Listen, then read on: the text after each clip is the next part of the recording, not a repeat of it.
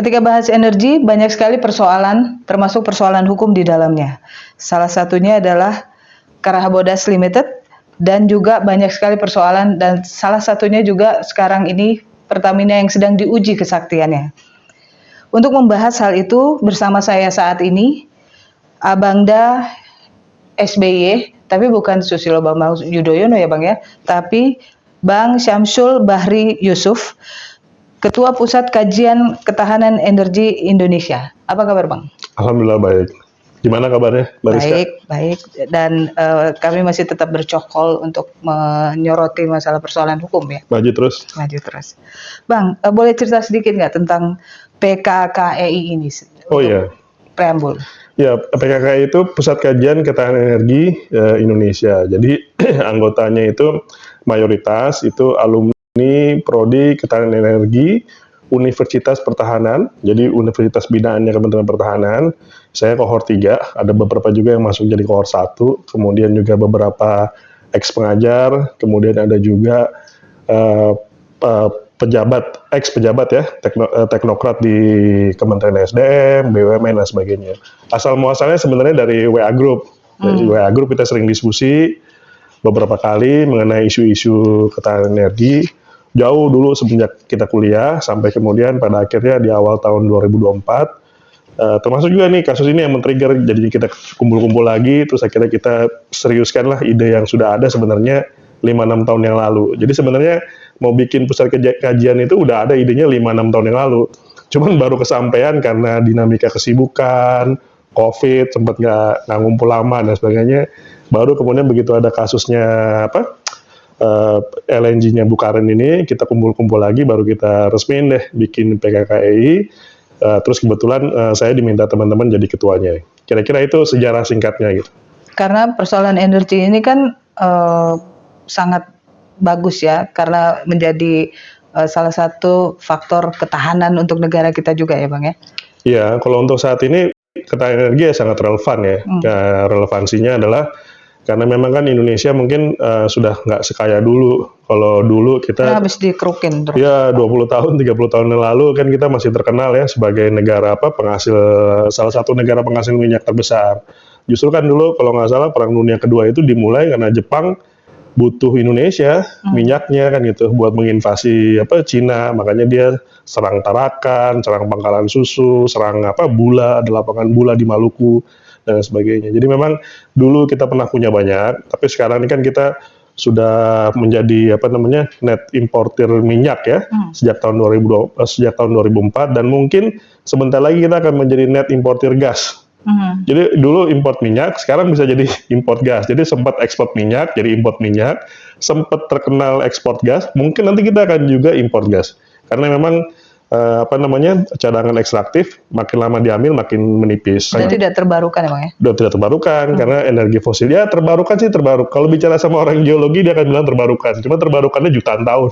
Jutaan tahun ya. Nunggu hutan-hutan melapuk menjadi storage hidrokarbon dan sebagainya. Tapi kalau konteks kekinian dia nggak terbarukan, ekstraktif pasti habis. Makanya isu ketahanan energi ini sangat relevan dan perlu juga kita sama-sama membersamai lah seluruh stakeholder, karena bicara soal ketahanan energi itu kita bicara soal bukan cuma dari aspek teknik energinya gitu, tapi juga ada sektor kebijakan publik, ekonomi, ya hukum, apalagi kan itu penting juga. Makanya itu bukan monopolinya orang teknik, jadi ini open source yang dibahas oleh banyak orang, multidisiplin. Kita perlu sering ngobrol, sering bikin kajian mengenai ketahanan energi. Dan itu juga Abang sumbangkan untuk negara ini ya? Iya. Kajian-kajian yang dibikin oleh PKK. Nah, kalau buat alumni pertahanan wajib, karena alumni pertahanan itu kita semua, alumni Universitas Pertahanan kita punya sertifikat kader intelektual bela negara di sektor ketahanan energi. Jadi kita tuh wajib udah pernah sekolah, dapat beasiswa, dibiayai oleh negara. Kita punya pemikiran gimana bagusnya negara ini ke depan, ya kita mesti punya sumbangsih dimanapun kita kerja. Bang, yang menarik kemarin adalah Abang mengajukan Amicus Curiae.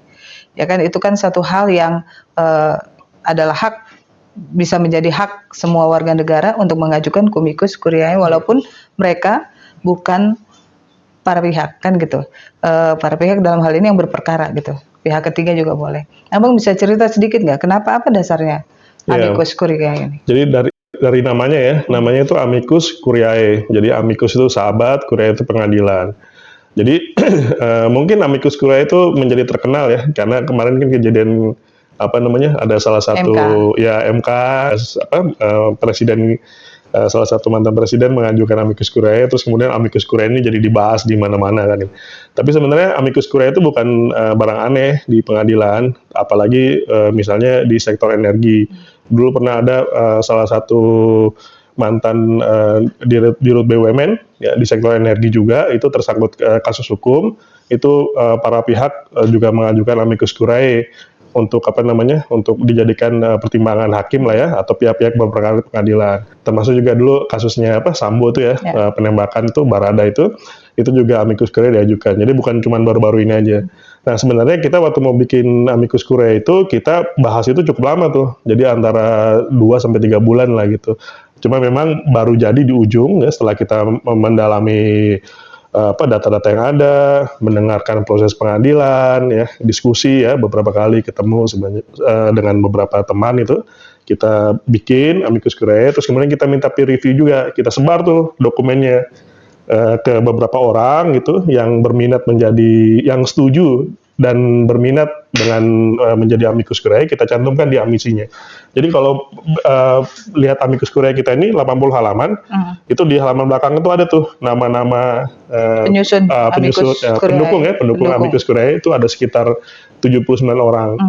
Ada mantan menteri, mantan eselon 1, mantan apa namanya kepala badan, ex direksi BUMN maupun yang sekarang bekerja di universitas ya dan bakar hukum lainnya. Dan amicus curiae yang Abang dan teman-teman rancang ini itu kan bukan bermaksud untuk menjadi intervensi ya untuk putusan satu perkara yang Pertamina ini. Ya, jadi kalau untuk amicus curiae yang kita bikin kemarin di awal tahun itu, ya, itu kita ajukan ke pengadilan itu memang terkait dengan kasus Ibu Karen. Judulnya itu tuduhan korupsi terhadap aksi korporasi BUMN melemahkan ketahanan energi dan perekonomian nasional. Jadi memang amicus curiae ini kita susun itu karena kita juga mengerti ya bahwa mungkin kita terpanggil lah gitu. Kita melihat kasusnya ini kan rumit. Jadi nggak semua orang itu juga bisa memahami kasus ini dengan mudah. Dan kita juga ngelihat tuh pada saat proses pra-peradilan, pada saat persidangannya sendiri ya, kita jadi tergerak nih. Wah ini kayaknya banyak salah pahamnya, banyak salah lihatnya, bahkan beberapa kalimat itu aja salah dalam penyebutan misalnya gitu ya. Saya nggak mau sebut beberapa nanti takut menyinggung secara personal ya. Tapi dari situ aja kan udah ketahuan ya bagaimana rumitnya kasus ini atau bagaimana sulitnya orang-orang ini memahami alur dari cerita ini semuanya gitu. Nah makanya kami mengajukan amicus curiae karena kami bidangnya adalah pusat kajian ketahanan energi, tentu angle-nya cara melihatnya itu dari ketahanan energi. Nah, itu kami serahkan ke pengadilan, harapannya itu baik hakim, baik JPU, ya, atau masyarakat umum nantinya, karena kita berencana juga mau bikin buku dari amicus curiae ini, itu bisa ngambil pelajaran. Dan yang lagi berperkara ini juga memahami nih, misal, kan ada sempat itu diskusi, misalnya saya kasih contoh cuplikan ya, biar nggak terlalu abstrak. Di pengadilan itu kan ada bilang, kok bisa nih bikin kontrak LNG, tapi LNG-nya, pabrik LNG-nya belum ada gitu ya. Nah itu kan seolah-olah jadi masalah. Sedangkan kita dulu waktu ekspor gas dari Arun, dari Bontang, dari Tangguh, itu waktu kita tanda kontrak, pabrik LNG juga belum ada. Indonesia juga dulu waktu jual gas ke luar negeri, ke Jepang, Korea Selatan, Cina, Taiwan, etc. ya, lapangan baru. Ketika jual gas kontraknya duluan dibikin sebelum pabriknya jadi gitu. Nah, yang di sana juga ketika kita beli dari Amerika, memang kita tanda tangan kontrak dulu, pabriknya belum jadi, dan itu hal yang lazim. Nah, buat kita yang di sektor energi kan hal-hal seperti ini biasa. Tapi kita agak surprise, loh, hal-hal yang lazim seperti ini di bidang energi ya, development gas, LNG, itu kan lazim, tidak dipertanyakan. Tapi kok bisa di kasus ini dipertanyakan? Nah, itu puzzle-puzzle sidang seperti itu coba kita susun ya. Nah, kita di chapternya itu pertama kita bicara soal apa sih ketahanan energi. Nih dampaknya apa nih kalau misalnya kemudian ini diputus bersalah, terus kemudian kontraknya nggak ada, ya Indonesia akan seperti apa? Atau misalnya kalau misalnya Indonesia diprediksi minus ya, terus kemudian direksi-direksi BUMN diminta mengambil keputusan-keputusan jangka panjang dan itu berpotensi jadi masalah di kemudian hari kan gitu. Nah, itu apa dampaknya dengan ketahanan energi kita? Nah, itu di satu sisi. Kemudian kita bicara juga soal LNG bisnis ya, secara umum seperti apa. Terus juga kemudian aksi korporasi yang dilakukan Pertamina menurut kami dari fakta-fakta persidangan dilihat. Karena kalau kita lihat kan sebenarnya aspek top down arahan dari pemerintah maupun aspek bottom up yang completed staff work ya di internal Pertamina, rasa-rasanya itu semua udah dilakukan gitu. Nah, kemudian menjadi bermasalah itu justru kita bingung gitu, kenapa jadi bermasalah. Dan ini coba kami runut sedemikian rupa dalam amikus kami. Semoga pihak yang berperkara dan berkepentingan di persidangan itu terbantu dengan adanya amikus ini. Jadi ada satu wacana baru lah ya, Iya. yang kita semua tahu kalau seandainya energi itu kan bidang khusus dan itu tidak mudah orang setahun juga belum tentu paham tentang barrel apa segala macamnya itu. Dan mungkin jaksa bisa juga untuk belajar sedikit tentang itu. Ya, harapan kami banyak yang bisa diambil lah pelajarannya. Karena memang nggak susah itu. Kan misalnya kita bicara soal volume. Kalau misalnya ngomong soal volume, liter mungkin masuk akal ya, orang sering dengar. Tapi kalau MMSCFD kan bingung orang kan itu. Terus satuan energi, KWH misalnya kan kalau listrik itu, ini tiba-tiba ada MMBTU dan sebagainya. Itu kan mungkin agak overwhelming ya bahasanya buat hakim atau orang yang tidak biasa berkecimpung di. Nah, kita coba luruskan lah satu persatu lah itu seperti apa. Nah, terkait dengan kasusnya Bu Karen ini di amicus curiae apa yang Abang tuangkan untuk sedikitnya memberi pemahaman tersendiri terkait dengan kasus ini? Ya, sebenarnya kalau di amicus kami itu dari 80 halaman itu terbagi 4 bab. Terus kemudian ada beberapa kesimpulan di belakangnya ya. Nah, sebenarnya semangat kita nulis amicus curiae ini asal muasal ini ya. Itu salah satunya adalah ketika kita tuh baca salah satu buku dari ICW diterbitkan tahun 2003. Itu kesimpulan dan rekomendasi cukup bagus itu di buku itu. Itu waktu itu buku itu menulis ya soal business judgment rule yang membahas 2 kasusnya Bang Hota Sinababan ya Mandala ya, sama satunya lagi itu Ibu Karen untuk kasus yang pertama di kejaksaan, kasus investasi di Australia BMG. Nah, di ujung buku itu bagus sekali rekomendasi cewek itu. Jadi yang pertama tuh dia merekomendasikan dan sekaligus mengcapture ya masalah bahwa sebenarnya mungkin APH ini perlu diberikan bimbingan teknis. Apa sih kasus atau kerugian negara itu yang bisa jadi kasus tipikor, apa juga yang enggak. Ya. Terus kemudian yang kedua, business judgment rule ini kan sebenarnya esensinya ya, ada di Undang-Undang PT 2007 itu kan buat memberikan perlindungan nih kepada direksi. Nah, bagusnya itu ada aturan khusus juga yang melindungi mereka, sebagaimana pejabat publik sudah dilindungi kan dengan aturan perundangan yang ada ketika mengambil kebijakan. Karena baik direksi BUMN, Menteri Eselon 1 itu dalam kacamata hukum ya keuangan negara itu kan disebutnya penyelenggara negara ya, statusnya sama. Masa yang lain dapat perlindungan, direksi BUMN nggak dapat perlindungan. Jadi ketika kita baca buku ICW itu kita lihat, wah iya ya, jadi ternyata di Indonesia ini masih banyak yang kosong, open, perlu ditutup, perlu disupport, makanya kita susunlah buku ini, amicus curiae ini. Jadi tadi menarik Bang, bahwa di rekomendasi mungkin dari ICW itu untuk memberikan pemahaman apa itu kerugian negara terhadap aparat penegak hukum kan gitu. APH itu aparat penegak hukum. Aparat penegak hukum ya, betul. Nah itu dari kita mengacu ke kasus ini ya Bang. Apa yang ingin Abang sampaikan terkait dengan kerugian negara yang dituduhkan ke? Ya, jadi kalau misalnya amicus curiae itu sebenarnya kalau misalnya mau diceritain ya, misalnya cerita apa sih amicus? Nah, sebenarnya sama seperti cerita kasus ini. Jadi kalau kita lihat kasus ini kan sebenarnya kalau disimplifikasi ya kita bicara itu cuma 3 bab aja. Bab pertama itu kasus kerugian keuangan negaranya. Kemudian yang kedua itu ada satu cerita mengenai konflik of interest kan, yang juga terungkap selama persidangan atau mencoba dikonstruksikan oleh aparat penegak hukum. Kemudian yang ketiga nih, yang kalau menurut saya cukup penting dan belum cukup banyak dibahas orang, dan ini belum masuk ke amicus kita waktu itu, yaitu apa nih dampaknya nih dengan tuntutan jaksa meminta Pertamina mengembalikan 113,8 juta kepada Cheniere.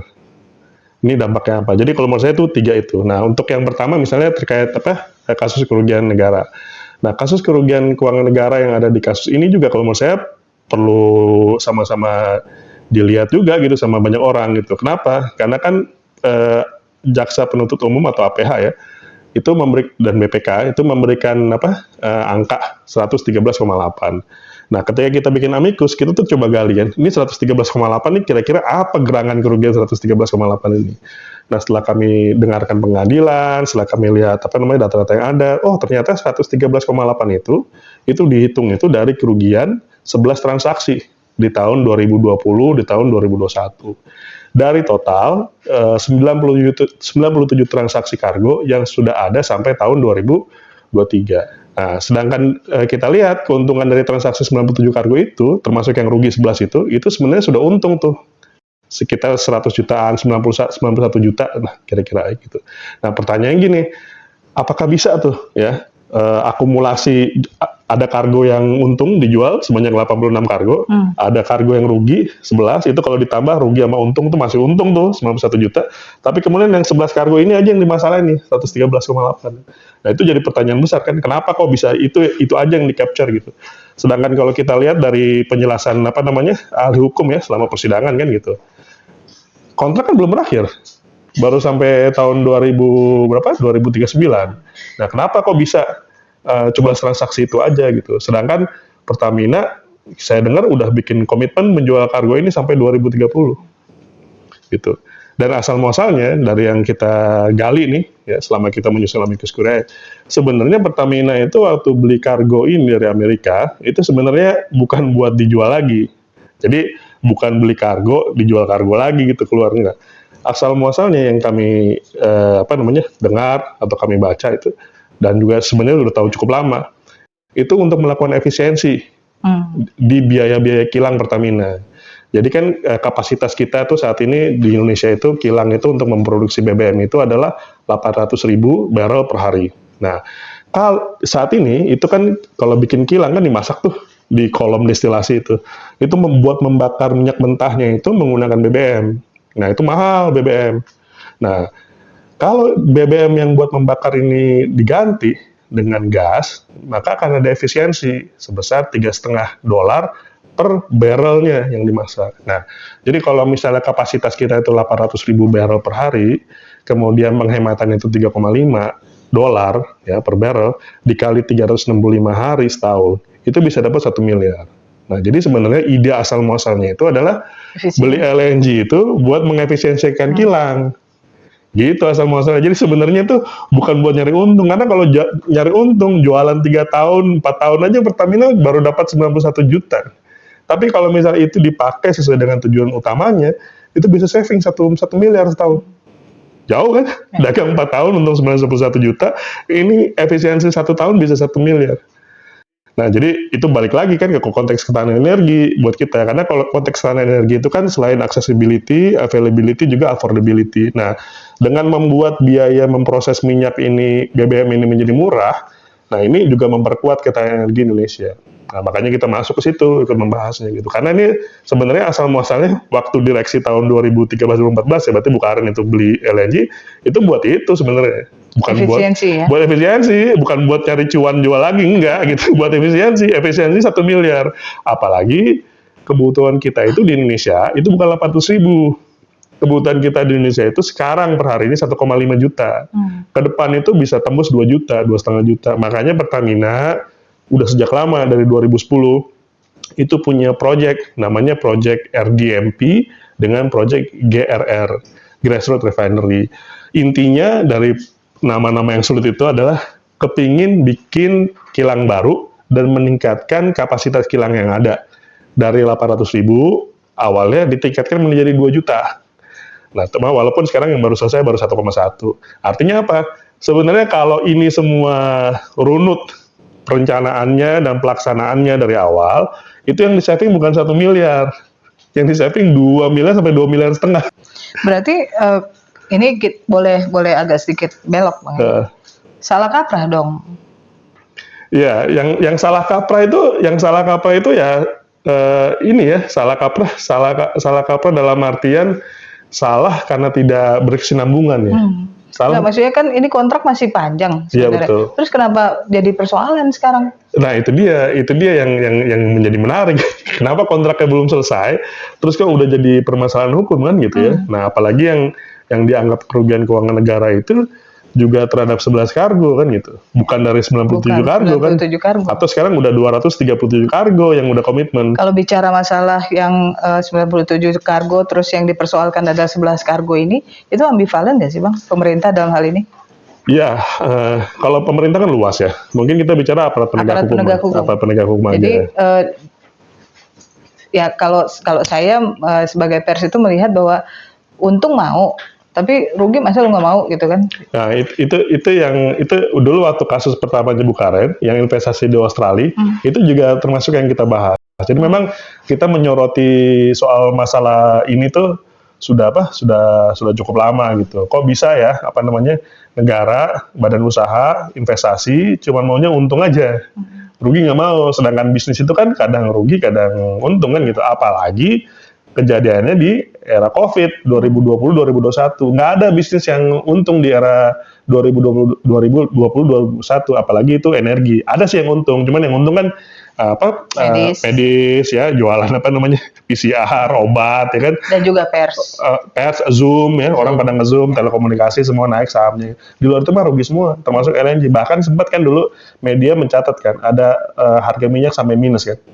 Ya kan, karena nggak bisa gerak, oversupply dan sebagainya. Jadi komoditas up and down itu biasa. Gitu. Nah, memang yang jadi masalah itu sekarang, dulu itu tanggung jawab melanjutkan itu ya tentunya bukan di Bukaren lagi kan. Sebenarnya kan ada di manajemen setelah Bukaren ya sejak 2015. Nah itu yang kita juga jadi pertanyaan gitu. Kenapa nggak dilaksanakan gitu? Apalagi salah satu hakim misalnya.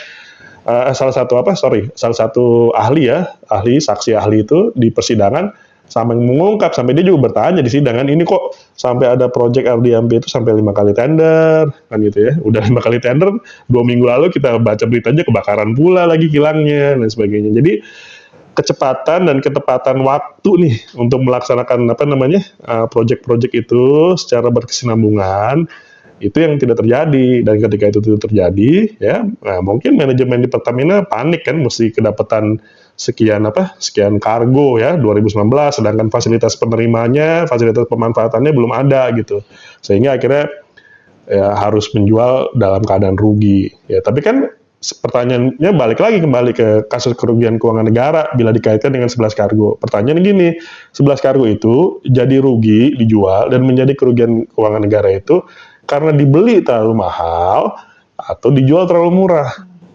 Kan itu sebenarnya kalau di bidang hukum harusnya mendalami dong masalah itu kan sebelum menyeret seseorang bertanggung jawab terhadap hal itu. Nah, kalau di sisi kami yang mencoba melihat historical waktu dan harga minyak saat ini ya. Untuk diketahui Mbak Rizka, harga gas LNG yang dibeli ya dengan kontrak 2015. Saya selalu mengatakan kontrak ini kontrak 2015, bukan kontrak 2013 dan kontrak 2014. Ini penting nih, kenapa? Karena Ibu Karen itu bertanggung jawab terhadap kontrak 2013-2014. Ya, dan juga bukan dia yang tanda tangan, sama dia tanda tangan. Dia cuma ngasih surat kuasa aja, orang itu tanda tangan kontrak. Kontrak yang dijadikan hitungan ya, dan kontrak yang mengikat Pertamina secara komersil dan secara hukum itu kontrak tahun 2015. Dan kontrak tahun 2015 itu sempat diselebrasi tuh waktu Pak Jokowi datang ke Amerika. Sampai sekarang beritanya masih ada di Setcap. Nanti browsing aja Setcap. Itu ada kunjungan Pak Jokowi waktu itu Oktober di 2015 menselebrasi ini bisnis deal istilahnya kan, bisnis deal 20 miliar US dollar. Dari 20 miliar US dollar itu 13 miliar US dollarnya itu kontrak LNG ini. Dan itu terikat, dihitung dan dibuat dengan kontrak LNG tahun 2015. Dan pada saat 2015 itu udah bukan Bukaren lagi deteksinya. Karena ada pasal yang sangat jelas itu kan orang hukum ya, kalimat supersede, replace, ya kan, amend entirely itu kan menggantikan niban seluruh kontrak gitu, nggak ada hubungannya lagi gitu. Dan dari pernyataan misalnya yang tadi bahwa ada mendapat penghargaan juga dan ada celebrating apa segala macamnya itu, ya harusnya ini bukan menjadi persoalan dong sebenarnya. Ya itu dia, makanya waktu Pak JK dipanggil sebagai saksi juga bingung gitu. Ini persoalannya di mana gitu kan. Istilahnya negara juga menselebrasi ini sebagai sebuah keberhasilan, bisnis deal yang bisa dibuat di Amerika. Ingat loh, bisnis deal yang bisa dibuat di Amerika dari total 20 miliar US dollar yang diselebrasi pada saat itu, 13 miliar US dollar itu dari pengadaan LNG ini. Dan ini diselebrasi di 2015. Kenapa? Harusnya ini diapresiasi ya Bang ya, harusnya. Lah iya, makanya harusnya diapresiasi. Dan tahu nggak, ini diselebrasi kan 2015. Tahu nggak kenapa 2015 diselebrasi? Karena kontrak yang berlaku secara komersial dan secara hukum kontrak 2015. Bukan kontrak 2013 dan bukan kontrak 2014. Makanya di amicus curiae kita ini, kita bilang ini nggak error in persona nih, nggak salah nuduh orang gitu. Kenapa? Karena buat kita tuh penting ya praktisi energi ya. Kontrak udah dibuat ya, apalagi kontrak nih dengan asing ya, itu kan undang-undang tuh buat para pihak, buat saling menghormati kan gitu ya. Nah ketika kontrak ini aja nggak bisa dipegang gitu ya, kita aja masih bingung, ambigu gitu. Kontrak 2013, 2014 yang dipegang atau 2015, itu gimana dengan kita mau kasih karpet merah orang investasi Indonesia? Susah kan? Itu Abang tuangkan di amicus curiae itu. Ya, itu kita tuangkan di amicus curiae. Nah, kan tentu pertanyaannya gini kan, Bang Samsul hebat banget tuh bisa tahu kontrak-kontrak itu dari mana. Sederhana aja gitu, karena kontrak-kontrak ini ya itu dibuat oleh perusahaan yang sudah listing di Amerika. Nah, perusahaan yang sudah listing di Amerika itu punya kewajiban, Bariska, buat menampilkan, mendisclosure seluruh kontrak-kontraknya itu di website-nya SEC, Securities Exchange Commission. Jadi pengawas bursa itu ya. Nah, kontrak-kontrak itu ada di sana dan itu semua bisa dipelajarin kok. Kita bisa lihat kok sama-sama. Kalau 2013, 2014, 2015 itu bukan kontrak yang sama. Itu entirely different. Different dari mulai harganya, different dari mulai volumenya, different dari mulai waktunya gitu. Makanya kemudian ketika dianggap itu penggabungan ya, kemudian asas kasualitas, apalagi dipakai asas kasualitas. Nah, ketika dipakai asas kasualitas tuh kita juga, mohon maaf nih, ketika FGD ada teman juga bercanda gitu, wah kalau asas kasualitas yang dipakai, berarti ketika terjadi suatu tindak pidana, asas kasualitas yang dipakai bisa jadi ibu bapaknya orang itu yang disalahin. Kenapa? Karena gara-gara ibu bapaknya itu menikah, sehingga lahirlah anak ini, dan anak ini yang membuat kasus persoalan gitu kan. Itu kalau asas kasualitas yang dipakai kan gitu kan, walaupun saksi-saksi kan juga udah mengatakan asas kasualitas itu nggak bisa dipakai ditarik sampai ujung Nabi Adam atau ujung penciptaan dunia gitu ya, mesti dipakai terhadap peristiwa hukum terdekat yang relevan. Nah, peristiwa hukum terdekat yang relevan itu adalah ketika SPA 2015 itu dibuat oleh direksi yang menjabat pada saat itu. Itu untuk supersede and replace the original SPA entirety. Itu bahasanya, verbatimnya itu di pasal itu, di SPA. Bang, bicara tuntutan nih, ya kan? Itu kan sempat dari jaksa kan 113,8 juta. Terus sempat juga Pak Firly, Ketua KPK terdahulu, itu merilis press conference itu 140 juta. Ini dengan angka yang berbeda-beda. Terus kalau menurut Abang sebagai, saya mengatakan ahli lah ya, energi, emang bisa ada keluar tuntutan kayak gitu? Iya, jadi sebelumnya tuh kita juga pernah baca kan putusan MK itu ya, mengenai kerugian keuangan negara itu mesti fakta ya, jadi mesti aktual dan nyata kan gitu ya. Jadi memang kalau misalnya angkanya berubah-ubah ya kalau menurut saya dan menurut pemahaman orang pada umumnya itu juga persoalan kan. Atau pakai ilkir, Bang? Ya bisa ilmu juga. Kira-kira. Ilmu kira-kira, ya mungkin juga bisa gitu. Karena memang kita tuh kemudian juga jadi bingung kan, ini benar nih yang mana gitu. Tapi kan apapun itu ya, sekarang ini kan sudah masuk ke dalam sistem judicial ya, proses ya, sistem penegakan hukum. Yang dipakai menurut JPU kan itu adalah dokumen BPK. Walaupun agak menyedihkan juga karena dokumen BPK-nya ternyata kan nggak di-sharing, saya dengar kan ke KPH kan. Bagusnya kan itu cara ngitungnya juga kita kan tahu. Kenapa kita jadi perlu tahu? Bukan satu ya, ini kan persoalan negara, bukan kerugiannya orang perorangan, ini kan kerugian negara.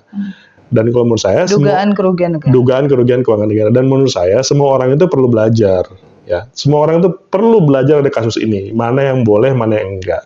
Jadi memang kalau misalnya 113,8 juta ini sah ya menjadi sebuah kerugian keuangan negara, semua orang juga perlu tahu untuk tidak melakukan hal yang sama kalau memang ini nggak boleh kan gitu. Tapi kalau misalnya enggak, ya monggo penegakan hukumnya dilakukan. Karena sekali lagi ya, 113,8 juta ini itu terjadi kerugian karena transaksi 11 kargo di tahun 2020-2021.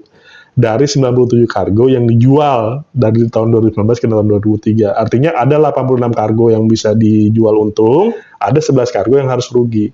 Pertanyaannya kan balik lagi, rugi ini itu karena dijual terlalu murah atau dibeli terlalu mahal. Dan siapa yang bertanggung jawab terhadap itu? Kalau dipakai asas kausalitas, ditarik lagi ke tahun 2013, kalau menurut saya ya nggak ada habis-habisnya. Dan kalau menurut saya, kalau ditarik ke kausalitas, kenapa nggak sekalian aja? Ini asas kausalitasnya memenuhi unsur menjadi ada tindakan karena Bukarin diangkat dari Direktur Pertamina. Karena ada asas kausalitas ya kan. Kalau Bukarin nggak pernah diangkat dari Direktur Pertamina, mungkin nggak pernah ada kasus ini. Gitu. Itu kalau mau ditarik kasus kausalitas sampai sana gitu ya. Jadi ya itu balik lagi lah. Intinya kami mencoba melihat ini secara objektif ya dan mencoba mencari jawaban gitu terhadap pertanyaan-pertanyaan intelektual yang ada gitu. Kira-kira ini masuk akal apa enggak kasusnya? Ya. Dan menurut Abang? Ya kalau menurut saya banyak yang perlu didiskusikan ya. Jadi hakim perlu sekali lagi ya kan pada akhirnya kan kita bergantung semuanya kepada hakim ya. Kemudian yang kedua, bisa nggak sih kita ngitung kerugian itu cuma dari parsial gitu, dari sebagian transaksi aja gitu. Sedangkan harga minyak itu tiap bulan itu, jangan tiap bulan, tiap detik itu berubah. Harga minyak, harga komoditas tiap detik berubah. Yang mereka pakai acuannya mana gitu ya? Nah iya makanya, kalau transaksinya tiap detik berubah gitu ya, kan bisa juga dong kan gitu ya. Pada menit ini saya jual rugi, pada menit depan saya jual untung gitu. Itu kan kalau dikumpul-kumpulin, bisa jadi ngasusin orang juga. Itu kan kita ngeri juga gitu. Makanya ya perlulah kita sama-sama lihat kasus ini dengan baik gitu. Tapi kalau kita bicara range waktu nih Bang, Bu Karen kan menjabat itu 2013-2014. Sampai 2014 ya, Oktober. Sampai 2014. Dan itu terjadi, taruhlah yang kerugian itu di tahun berapa? Sebenarnya di masa beliau menjabat itu kan nggak ada kerugian negara. Ya, jadi kalau misalnya ditanya ke saya ya, misalnya tanya saya nih, ini sekali lagi ya untuk belajar nih. Untuk belajar buat yang generasi yang akan datang kasus ini juga supaya diputuskan secara adil. Yang pertama, pengadaannya bukan tanggung jawab beliau karena yang dipakai itu 2015. Iya. 2013-2014 itu diseret-seret karena asas kausalitas yang tadi kita bercandain itu. Iya. Itu pertama ya. Dari sisi pengadaan nih. Nah, setelah diadakan nih, jadi rugi itu karena dijual. Iya. Karena dijual. Nah, keputusan jualnya itu bukan keputusan Bukarin. Iya. Dan harusnya enggak. Somebody else decision. Somebody else decision. Ketika dia jual untung, perusahaan untung dapat apresiasi dong. Biasanya kan kalau untung perusahaan ada bottom line akhir tahun, keuntungan, dividen, dapat antim kan gitu. Nah, gimana nih? Tahun 2020-2021 tantimnya keluar misalnya gitu ya. Terus dia juga bikin keputusan nih, rugi nih, tapi ruginya itu nggak ditanggung jawabin ke dia. Ruginya ditanggung jawabin ke mana? Ke orang lain yang udah berhenti dan itu kira-kira fair apa enggak kan gitu. Nggak relevan sebenarnya. Satu nggak relevan, kemudian nih nggak masuk akal lah. Nggak masuk akal. Ya. Kejauhan gitu. Ya. Bang, kemarin kan ada dugaan konflik of interest juga di kasus ini. Nah, Abang bisa cerita sedikit apa konflik of interestnya di mana? Iya, ini sebenarnya barangnya mirip-mirip kayak kerugian keuangan negara ya. Jadi kita kan di kerugian keuangan negara itu kan MA udah bikin keputusan, MK udah bikin keputusan bahwa itu mesti fakta kan. Ya. Jadi mesti jelas dulu apa kerugiannya. Bukan pakai ilkir ya, Pak? Iya, bukan pakai ilmu kira-kira kan ya. Termasuk juga kalau menurut saya yang konflik of interest. Konflik of interest itu kan bahasa Indonesia apa? Benturan kepentingan ya. Benturan kepentingan. Nah, kalau misalnya benturan kepentingan yang dibahas, sejauh yang kami pelajari ya, referensi mengenai benturan kepentingan di lingkup tata kelola BUMN itu yang dipakai itu adalah Peraturan Menteri BUMN tahun 2010 dan 2011 ya. Itu ada satu kalimat di pasal 23 itu ya yang mengatakan bahwa benturan kepentingan itu adalah ketika direksi BUMN itu menerima penghasilan di luar penghasilan resminya. Nah, kalau definisi benturan kepentingan itu seperti itu, berarti kan begini. Berarti direksi itu dituduh melakukan benturan kepentingan atau masuk pasal benturan kepentingan kalau selama dia menjabat, dia terima gaji dari BUMN, terus dia moonlighting itu kerja sampingan di tempat lain, dia terima juga tuh penghasilan tempat lain, itu masuk definisi benturan kepentingan lah. Kalau sekarang direksi tersebut sudah berhenti, kemudian dia sempat jeda 6 bulan, baru dia kerja lagi, terima pendapatan. Kalau menurut saya sih nggak masuk tuh definisi benturan kepentingan itu. Nah makanya kan benturan kepentingan itu mesti didefinisikan dulu apa sih yang mau dipakai untuk menjerat seseorang. Dan ini kalau menurut saya kekosongan yang perlu diisi juga dan dipertegas benturan kepentingan itu apa gitu, supaya semua orang ini yang bekerja di sektor ini juga ngerti dan tidak boleh melakukannya kalau emang nggak boleh kan gitu. Itu yang perlu dicari tahu. Nah berikutnya soal benturan kepentingan ini kan begini ya pertanyaannya. Kalau misalnya yang dituduhkan itu benturan kepentingan, ya, tapi pasal konstruksinya itu yang ada di tuntutan dan dakwaan itu bukan pasal gratifikasi loh. Iya, karena kan kalau misalnya benturan kepentingan itu kan diterima kan harusnya jadi suap dan gratifikasi kan. Itu pasal yang dipakai bukan itu. Pasal yang dipakai kan pasal 2, pasal 3 tuh. Kerugian keuangan negara, bukan pasal gratifikasi. Pasal 12 kan kalau nggak salah kan gitu. Nah, ya itu yang jadi pertanyaan gitu. Kenapa itu dipakai buat bumbu-bumbu sidang juga gitu. Sedangkan yang kami tahu kan Bukharen itu bekerja di perusahaan itu di Blackstone ya, yang dianggap sebagai punya benturan kepentingan ya dengan Cheniere ya. Cheniere itu baik Blackstone maupun Cheniere dua-duanya kan terdaftar tuh di SEC. Ya kan? Dan dua-duanya itu terikat tuh dengan FPCA ya. Jadi undang-undang anti korupsi untuk perdagangan luar negerinya Amerika kan gitu. Nah, jadi kalau misalnya misalnya kita ambil pelajarannya lah ya. Jadi sebenarnya kalau ada indikasi konflik kepentingan, harusnya hukum tuh yang adil menurut orang awam nih seperti saya Mbak Rizka nih, yang kita bukan praktisi hukum itu bekerja seperti apa? Kalau menurut saya harusnya kemarin itu diolahnya dari Amerika dulu. Ditanya dulu nih, ini pekerjaannya beliau ini di Blackstone dengan ini masuk nggak nih pasal konflik kepentingan. Nah kalau masuk berarti kan terjerat tuh. Nah baru bisa di follow up di sini kan kayak mirip kasusnya SAP ya. SAP kan Amerika kan kena denda tuh perusahaan Jerman tuh kan 200 juta. Yeah. Nah kalau memang ada benturan kepentingan terdaftar di SEC, diawasi oleh FCPA, dibuktikan dulu aja itu ada apa enggak. Nah baik di Amerika ya tidak terjadi pembuktiannya, di Indonesia juga pada saat sidang di tuntutan dan dakwaan nggak ada tuh pasal gratifikasi. Yang ada tuh pasal kerugian keuangan negara. Yang kerugian keuangan negara itu kita juga lagi berdebat. Itu boleh nggak dihitung 11 kargo itu sebagai kerugian keuangan negara gitu. Nah, masalah gratifikasi nih Bang kan menarik nih. Masalah gratifikasi kan menarik nih. Bu Karen pada saat itu kan menerima kita katakan salary ya. Iya. Itu kan dan bayar pajak juga kan. Nah kalau itu apakah itu yang dibilang gratifikasi atau kalau seandainya gratifikasi diminta untuk dikembalikan terus pajaknya mau ditarik lagi dari negara atau gimana? Iya, itu dia yang pertama ya. Jadi menarik itu ya. Menarik banget itu. Jadi kalau misalnya dibilang konflik kepentingan, uang yang diterima Bukharen itu adalah gratifikasi. Kan yang jelas kan uang itu bukan uang nyolong kan. Bukan uang nyolong dari Pertamina, bukan karena kerja dapetin gitu. Dan itu kan diakui juga ada saksi dari Bank Mandiri ya yang mengatakan itu dibayar per bulan dan sebagainya. Itu menarik. Apakah itu gratifikasi, apakah itu konflik kepentingan atau apa? Tapi intinya gini, ketika dibuat kontrak, ya, yang saya ketahui ini setelah sidang, itu kan Bukharen bikin kontrak dengan perusahaan, ya, Blackstone, ya, untuk kerja di Tamarin. Itu pertama tuh proyeknya beda nih. Yang satu proyek LNG di Amerika, Bukharen ini di-hire untuk proyek di Asia Pasifik, untuk lapangan-lapangan minyak di Asia Pasifik. Artinya secara lokus aja ini udah jauh nih dua nih lokasi kerja. Ya.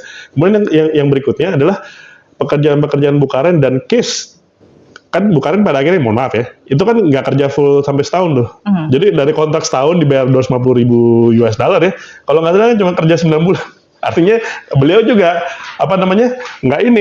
nggak full sampai 250 sampai setahun itu terima duit 250,000. Makanya yang duit yang diterima, uang yang diterima nggak full juga 250,000 kan. Itu cuma 100.000 sama 1 miliar nggak salah ya. Dan itu juga beliau deklarasikan ke negara. Dibayar juga pajaknya.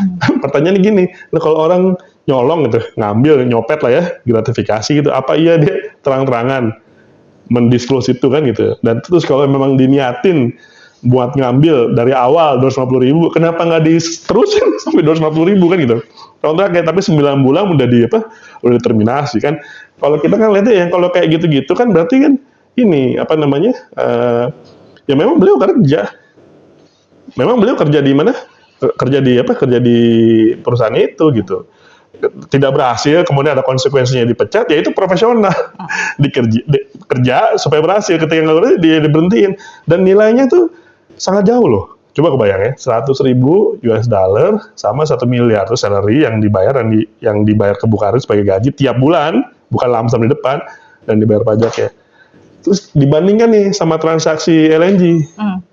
13 miliar, ya katakannya gini ya, misalnya dapat fee aja nih 0,1%-nya juga nggak ada, itu jauh sekali. Dan kalau misalnya dibilang mau cari keuntungan nih, kalau saya jadi Bukarin, saya ngapain saya resign? Saya lama-lamain aja di Rut Pertamina. Kayaknya itu gajinya lebih gede daripada gaji ditawarin dari Blackstone deh. Itu kalau misalnya niatnya cuma nyari uang nyari cuan menumpuk kekayaan kayak gitu deh. Nah, terus kalau seandainya itu kan kita bicara dampak nih Bang, ya kan? Ada dampak dari situ. Nah, menurut Abang apa dampaknya? Ya, dampak dari sidang ini ya, gitu ya. Nah, memang kemarin itu yang mencuat itu ketika kita sama-sama dengarkan tuntutannya JPU sidang itu, dan kita langsung bereaksi hampir semua orang. Kenapa bereaksi? Karena ada satu tuntutan JPU itu yang coba bahasa milenial membagongkan ya, bikin heboh lah gitu. Kenapa? Karena JPU itu yang bukan soal 11 tahunnya bikin shock juga. Karena 11 tahun ya, itu tinggi juga tuh kan gitu. Kemudian yang kedua itu soal bahwa perusahaan Amerika ini, si Cheniere ini, si Shell ini, Corpus Christi LNG ini, diminta mengembalikan uang 13,8 juta tuh ke Pertamina. Saya nggak tahu ke Pertamina, ke negara, intinya pokoknya dikembalikan. Nah, kalau ini terjadi berarti kan gini, yang pertama terjadi peristiwa bahwa Ibu Karen ya tanpa mendahului takdir ya, ini kita simulasi aja, misalnya benar diputuskan bersalah. Nah, kalau Ibu Karen diputuskan bersalah, maka konsekuensi atau dampak pertama yang terjadi ya, kalau menurut prediksi saya, semoga tidak terjadi. Semoga sekali lagi ya, semoga tidak terjadi. Itu kontrak Pertamina dengan LNG CCL itu akan diputus. Karena ada pasal-pasal di perjanjian mereka itu bahwa bila terjadi tindak pidana korupsi, ya maka salah satu pihak itu bisa memutuskannya. Nah, dan itu bakalan jadi persoalan baru. Itu bakal jadi persoalan baru. Emangnya diem mereka kan nggak mungkin dia pasti isu atau apa? Pasti isu. Apalagi tadi Mbak Rizka di awal sudah membuka tuh dengan Karabodas. Karena gini, urusan sama Amerika ini ya gimana ya, ngeri-ngeri sedap lah bahasa orang sana kan gitu. Karena kenapa? Karena kita pernah punya pengalaman waktu Karabodas. Jadi waktu case Karabodas itu kan mungkin saya flashback story ya. Karabodas itu kan waktu itu kita rezim pengusaha panas bumi itu masih berbasis konsesi. Jadi Pertamina itu sama seperti mewakili negara itu untuk tanda tangan kontrak kerjasama dengan perusahaan Amerika, namanya Karabodas. Tapi bedanya kalau di minyak cukup berdua dapat minyak bisa jual ke siapapun. Nah kalau di Karabodas kan nggak gitu. Habis kita tanda tangan berdua, kita berdua ini tanda tangan sama PLN karena panas bumi hanya bisa dijual jadi listrik. Gitu. Nah dilalah tahun 97 ada kejadian Krismon 97-98. Nah, ketika terjadi Krismon, kan negara nggak punya apa-apa lagi kan? Itu di-cancel, diterminasi kontraknya. Nah, ketika diterminasi kontraknya karena kejadian itu loh, rame-rame itu kemudian Karabodas menuntut Pertamina dan negara ke arbitrase dan menang 260 juta. Tapi karena waktu itu tidak segera diganti, bertele-tele penggantiannya, berbunga sampai 350 juta. 350 juta itu kan sempat kalau nggak salah saya waktu itu ya mendengar waktu itu kita di Pertamina itu sampai uangnya Pertamina dari transaksi LNG kan ditahan 500 juta. Nah untuk case ini kalau menurut saya bisa lebih ngeri lagi, lebih ngeri gini. Yang pertama transaksi ini kan tadi nanti cek di Setcap ya di website itu 13 miliar. Kalau 13 miliar itu kan berarti transaksi per tahunnya itu sekitar 650 juta. 650 juta kali 20 kan 13 miliar. Kira-kira gitulah bodor-bodornya ngitung gitu ya. Yang udah closing nih sampai sekarang ini 2,5 miliar. Nah, berarti kan masih ada 10,5 miliar. Prediksi saya 10,5 miliar itu akan diklaim oleh CCL untuk diganti Pertamina. 10,5. Walaupun ada teman saya di Pertamina mengatakan nggak mungkin 10,5, itu kayaknya pakai nilai suspension. Kalau nilai suspension berarti setengahnya, mengatakan gitu, berarti 5. Tapi whatever lah, mau 5 mau 10, tapi tetap kan mesti ganti kan gitu prediksinya. Kemudian yang kedua, kargo dari Amerika ini setahu saya itu juga sudah dikomitmenkan untuk dijual kepada pelanggan yang lain. Nah, hitung-hitungan kami, kalau Pertamina beli dari CCL LNG itu 650 juta dolar per tahun, ya, mungkin dijualnya kan ngambil untung bisa 700 sampai 800 sampai 900 juta. Ya, itu dikali aja itu dengan waktu sekian, itu kita hitung-hitung mungkin sampai 5,5 miliar ya. Jadi kalau di-combine itu 10,5 tambah 5,5 itu total 16 miliar. 16 miliar kalau kursnya 16.000 kira-kira 250 triliun lah, biar kebayang gitu. Nah itu kalau dibandingkan sama Karabodas itu kan udah 60 kali lipatnya. Itu kalau misalnya masih ngitung seperti itu, tapi jangan lupa loh ya, ini orang bisa ngitung opportunity loss, ya kan, bunga, itu jadi 16 miliar ini baru apa? Baru hitungan apa? Hitungan sederhana. Dan saya yakin ketika ini muncul dan terjadi, itu sesuatu hal yang sangat sulit ditanggung sendiri oleh Pertamina. Jebol itu. Bang, dengan banyaknya kasus yang terjadi di Indonesia terkait dengan energi. Aku mau ngambil contoh Karabodas tadi dan ini yang kasus Bukaren ini kan menjadi pertanyaan nih buat kami yang para awam energi. Kita kan cuman taunya make isi bensin gitu kan. Tapi di belakangnya kan barrel apa segala macam itu kan kita nggak paham ya. Mungkin Abang bisa jelaskan apa sih yang sebenarnya terjadi di Indonesia ini? Apakah salah tata kelola atau memang energi ini adalah barang cantik dan basah yang rentan dengan kepentingan? Ya, ini apa dua-duanya benar? Ya, ini mesti hati-hati apa namanya menjawabnya ya. Jadi Abang memang sebagai ahli energi ya, maksudnya. Ya, tapi juga saya kan tidak bisa naif ya kalau misalnya itu ada ya. Tapi di sisi lain juga ini kan karena podcast dikonsumsi publik ya. Yang pertama juga saya nggak mau bikin semangat teman-teman yang nonton ini juga down kan gitu.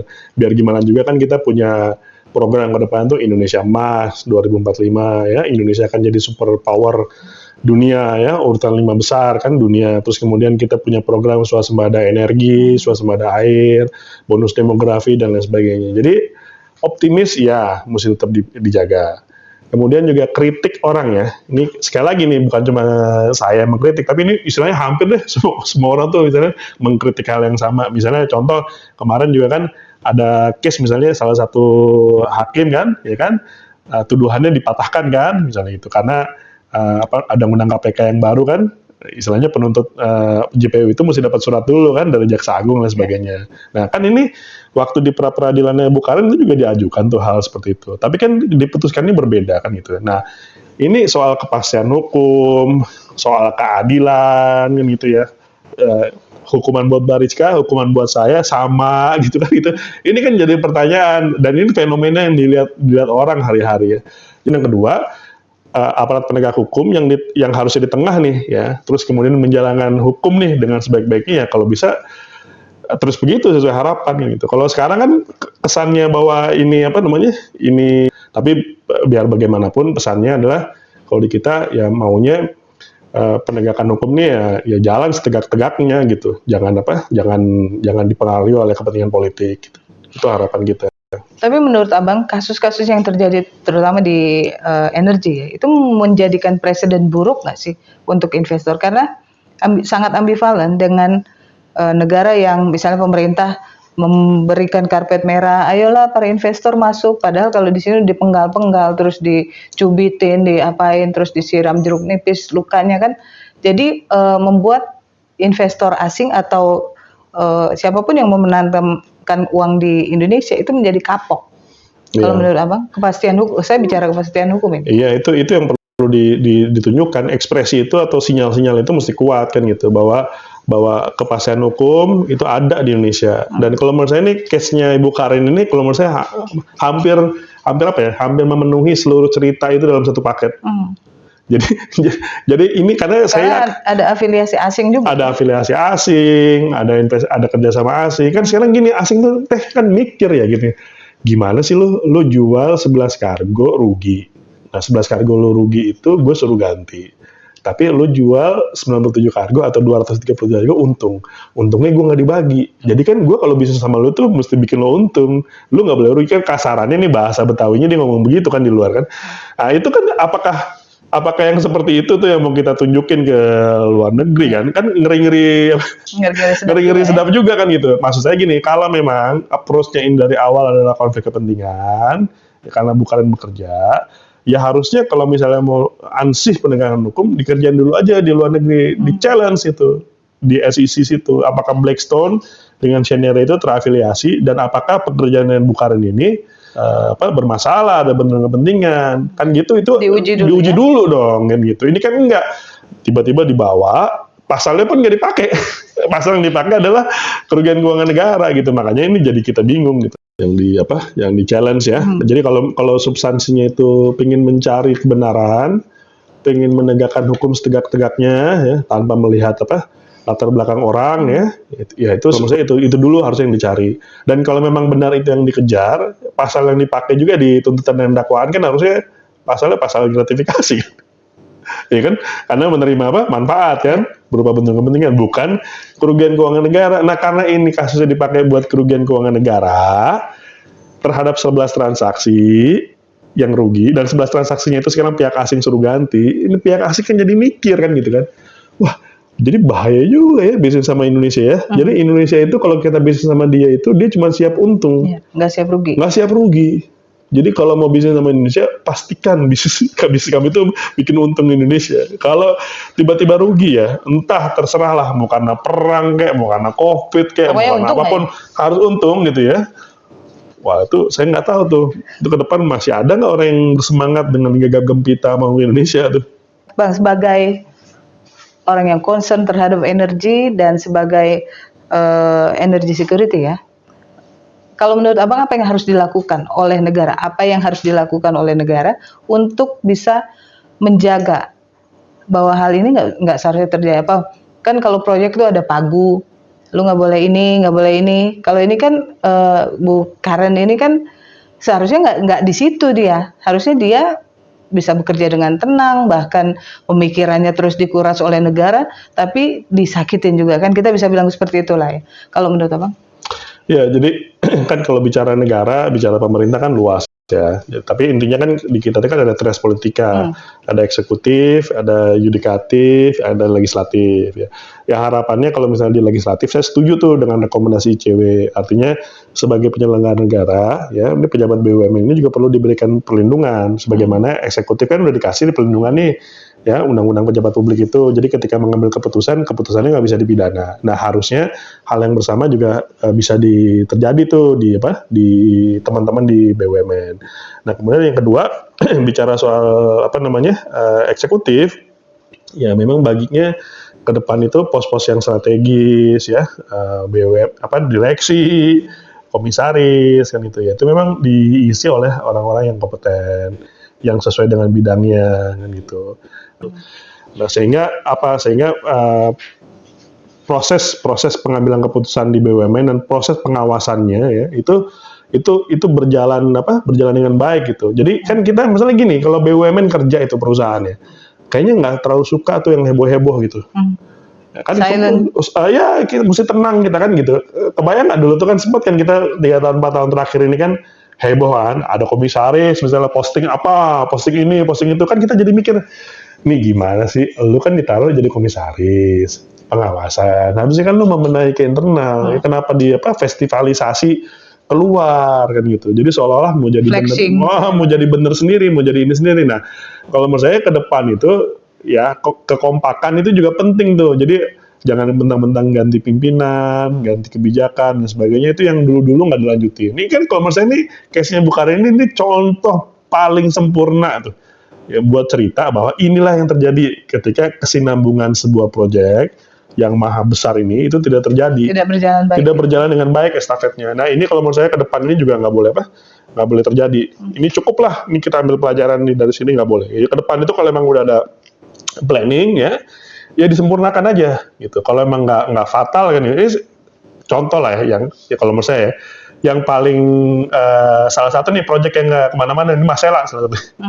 Itu dari tahun berapa tuh ketemukan, dari tahun 2004 sampai 2024, udah 20 tahun nggak kemana-mana. Ini kalau menurut saya tuh salah satu contoh lain ya, di mana sebuah proyek itu nggak ini. Nah terakhir itu eh, kalau buat saya itu yang terakhir itu gini.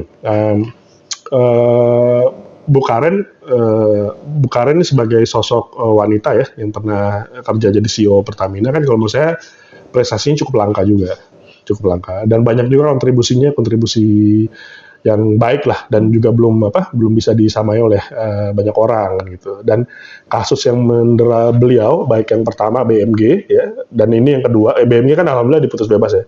Dan ini yang kedua kan kita nggak tahu keputusannya gimana, cuman harapan dan doa kita diputuskan seadil-adilnya ya, karena tadi beberapa fakta yang kita bahas gitu.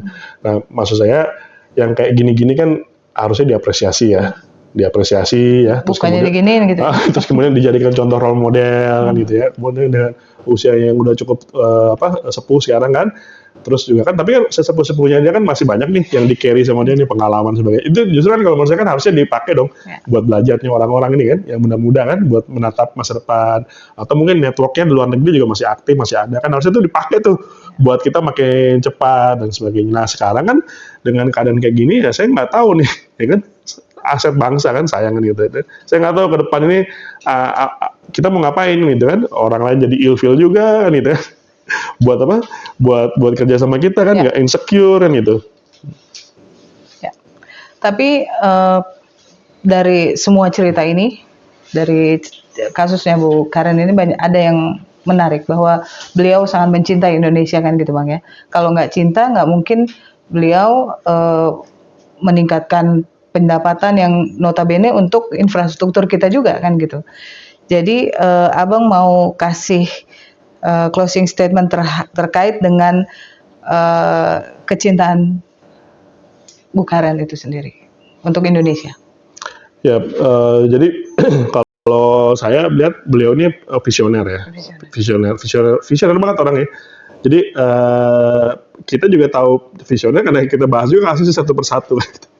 Jadi yang pertama itu kita mungkin 10 tahun yang lalu ya nggak bisa menduga tuh ya kalau misalnya Amerika itu bisa produksi gas dan minyak sangat murah sehingga saking murahnya mereka memproduksi terjadi oversupply sehingga kemudian disrupsi ya mendisrupsi nih pasar dunia sedemikian rupa pasar global sedemikian sehingga keputusan membeli gas LNG dari mereka itu pada saat itu ya 10 tahun yang lalu 10 tahun itu keputusan yang sangat super tepat karena harganya tuh sangat murah dibanding kita produksi sendiri. Coba aja riset ya sekarang ini boro-boro buat jual LNG FOB ya FOB itu dari pelabuhan kirim itu bisa di bawah $10 nggak ada di sana itu harga FOB-nya di bawah $7 nyampe sini sampai ke plant gate landed mungkin cuma 11 gitu. Jarang-jarang bisa orang bisa punya visi sedemikian rupa ya. Tapi kan sekali lagi itu kan knowledge di belakang yang udah menumpuk tahunan. Nah, terkait tadi pertanyaannya soal kecintaan ya terhadap Indonesia ya kalau menurut saya sempat juga ketemu kan beberapa kali di sidang itu ya kalau saya lihat memang beliau tangguh ya untuk menghadapi masalah ini dan ini bukan masalah yang pertama nih ini udah masalah yang kedua ya dengan segala macam prestasinya dan sebagainya dan dari statement-statementnya juga kan di media dan sebagainya itu tuh saya tidak melihat ada ya mungkin capek karena diginiin terus ya itu wajar sebagai seorang manusia tapi saya tuh karena emosional tapi saya meyakini juga tapi emosional juga saya lihat enggak orangnya cukup tangguh ya kemudian cukup tough lah gitu ya menghadapi ini semua dan tadi balik pertanyaan soal kecintaan terhadap Indonesia ya itu juga semua coba direspon secara proporsional dan saya sih ya nggak tahu ya mau ngomong apa kalau kita kan sebagai amicus kan mencoba menjadi sahabat pengadilan bersikap netral gitu ya ini tapi saya nggak tahu kemarin Pak JK datang juga kan itu juga menurut saya juga plus poin ya luar biasa tuh Pak JK juga mau datang bersaksi ya memberikan kesaksian di situ buat meluruskan masalah ya. Jadi kalau saya lihat kalau pertanyaannya apakah beliau mencintai Indonesia ya saya meyakini sih apalagi kasusnya ini kasus ini kalau menurut saya itu kalau misalnya kalau misalnya kasus ini terang benderang misalnya gitu ya, dia nyolong duit dari Pertamina, dipakai buat stem cell, dipakai buat krim bat, dipakai buat beli mobil, apa sih macam terbukti lah Buat semua beli alirannya, bakso juga buat gitu beli ya. bakso online apa sih macam. Kalau kayak gitu-gitu ya kita mungkin ya udahlah emang ini. Tapi kan ini enggak. ini blur banget gitu. Saya juga kemarin tuh bingungnya ini kenapa bisa begini ya. Dan ini terus terang saya ngomong sama beberapa teman yang direksi ya, sebenarnya menakutkan, takut orang-orang, takut bener deh karena gini, wah ini yang lebih yang istilah yang begini doang jadi masalah, apalagi yang lain ya kan gitu kan, yang lebih nyerempet-nyerempet, lebih ngeri kan gitu. Apakah apakah harus seperti ini kan gitu ya? Itu pertanyaan bukan bukan buat saya aja, buat kita semua gitu. Kita mau ngapain gitu ke depan? Abang terima kasih waktunya, tapi saya ingin ada adagium, lebih baik membebaskan 1.000 orang yang bersalah daripada menghukum 1 orang yang tidak bersalah. Abang. Terima kasih banyak ya, sukses selalu. Selamat malam.